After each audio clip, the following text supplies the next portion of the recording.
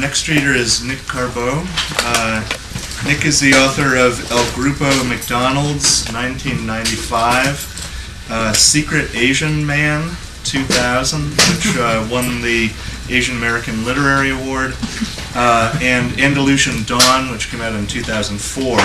He is the editor of 3 anthologies of Filipino literature, Pinoy Poetics, 2004, Babylon, 2000, and Returning a Borrowed Tongue, 1995. With poet Denise DeHummel, he co-edited the anthology Sweet Jesus in 2002.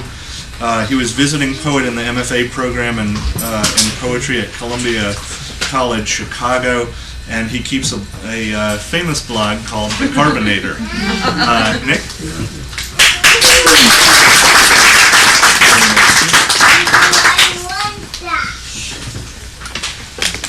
Thanks. I'll read 2 short poems. The first one is a poem not by me, but by my wife, who is also a poet.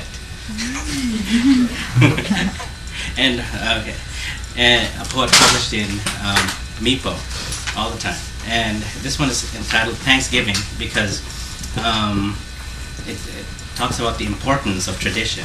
Okay, so Thanksgiving. The first Thanksgiving after their marriage, she found her husband in the backyard fumbling with cardboard, mailing tape, and an X-Acto knife. "What are you doing, honey?" she asked. "Making an oven." "Huh? You go on to the game without me," he said. Her husband's brothers were at the front door. She told them her husband wasn't feeling well. They piled into a car. The locals won. When she returned, she found her husband curled up in the cardboard structure he'd made.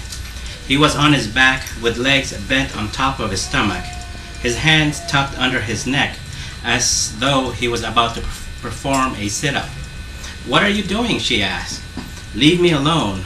I'm a turkey cooking." The cardboard box did indeed look vaguely like an oven. Her husband had drawn some knobs with a Sharpie pen on the side. "You look so uncomfortable. Please come in the house." Her husband closed his eyes. "Our team won," she said. Nothing. "What about a piece of pumpkin pie?" Still no response. She ran inside to call her new mother-in-law. "Don't forget to baste him, or else he'll be dry. No one likes a dry turkey," the mother-in-law said. The wife started to cry, at which point the mother-in-law put one of her sons on the phone. "Make sure to switch the oven from preheat to bake.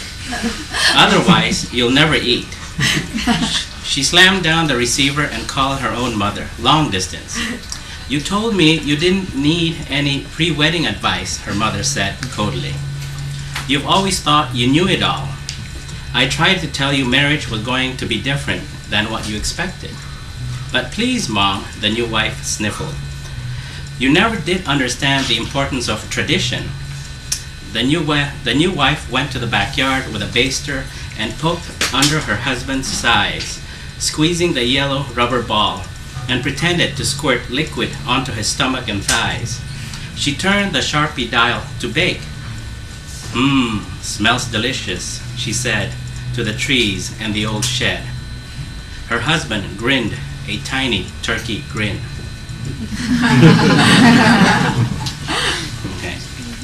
The second poem is about a young poetry couple that did a reading in a college, and I saw them, and they were making googly eyes at each other, and I was getting annoyed. They don't know how to be a poetry couple, so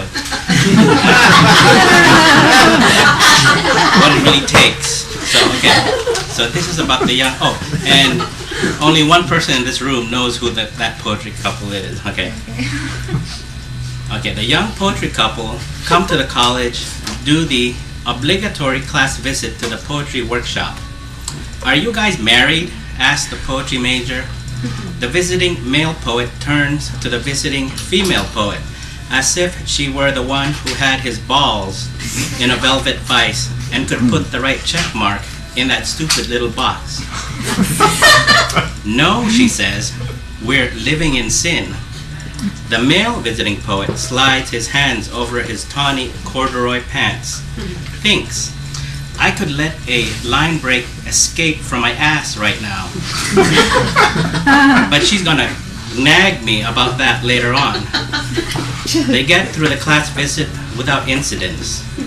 Only a slight foreshadowing of what's to come during their featured poetry reading. The female visiting poet reads first and reads for 40 long minutes. And her boyfriend, lover, sinner man, looks lovingly back at her as if his life depended upon her every word.